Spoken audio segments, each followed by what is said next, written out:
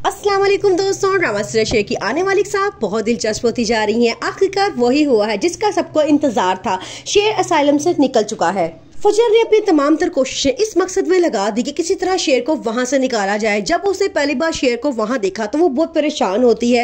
वो कहती है कि ये इसका यहाँ पे क्यों आया है, ये तो बिल्कुल एक ठीक ठाक इंसान था, ये पागल कैसे हो गया। वो उसकी तमाम हिस्ट्री पता करवाती है और जब उसे पता चलता है कि शेर को जान की ऐसी दवाइयाँ दी जा रही हैं जो उनको मजीद पागल बना रही हैं। ये हकीकत भी फजर पे खुलती है कि डॉक्टर रघु वाला ही है जो उसके चचाजाद भाइयों के साथ मिला हुआ है और जान के उसको ऐसी दवाइयां दे रहा है ताकि शेर कभी ठीक होकर वापस ना आए। वो जानते हैं कि शेर के पापा पे नाम बहुत ज्यादा जायदाद थी और उसके जायदाद पे अब बदर और उसके बेटे कब्जा करना चाहते हैं, इसलिए वो चाहते हैं कि शेर कभी भी ठीक ना हो और असाइलम से बाहर ना आए। शेर जैसे ही असाइलम से बाहर निकलता है, फजर उसकी बड़ी अच्छी से शेव करवाती है, उसकी कटिंग करवाती है, उसे एक बड़ा खूबसूरत हैंडसम सा इंसान बनाती है।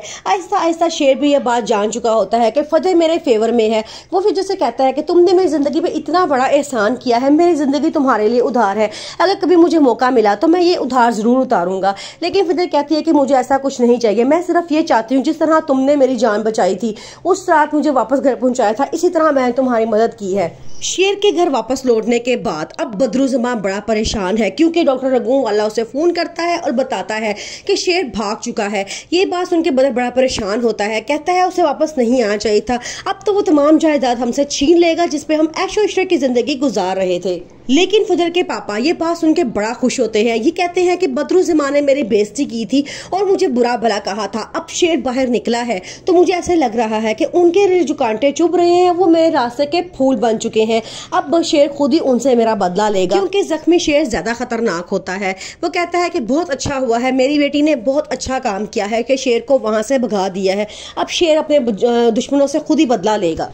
अभी भी शेर मुकम्मल तौर पे ठीक नहीं हुआ है, लेकिन फजर उसको ऐसी दवाइयां देती है जिससे वो बेहतरी की तरफ आ रहा है और जिंदगी की तरफ वापस लौट रहा है। उसकी मम्मा बड़ा खुश होती हैं ये सब कुछ देख के। शेर के पापा को मरने से पहले ही अपने भाइयों की नीयत का अंदाजा हो चुका था, इसलिए उन्होंने मरने से पहले अपनी तमाम जायदाद अपनी बीवी और बच्चों के नाम कर दी थी।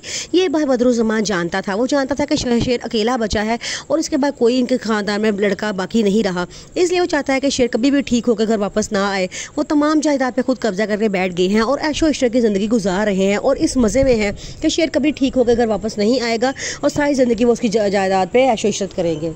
शेर के चचा बदरुज़्ज़मान उनकी तमाम जायदाद पे कब्जा करना चाहते हैं, इसी जैसे ही शेर अस्पताल पहुंचता है वो फौरन उसको ऐसी दवाइयां देना शुरू कर देते हैं जिससे उसकी दिमागी हालत और ज़्यादा ख़राब होना शुरू हो जाती है। ये बात फजर जब जानती है उसे बड़ा दुख होता है।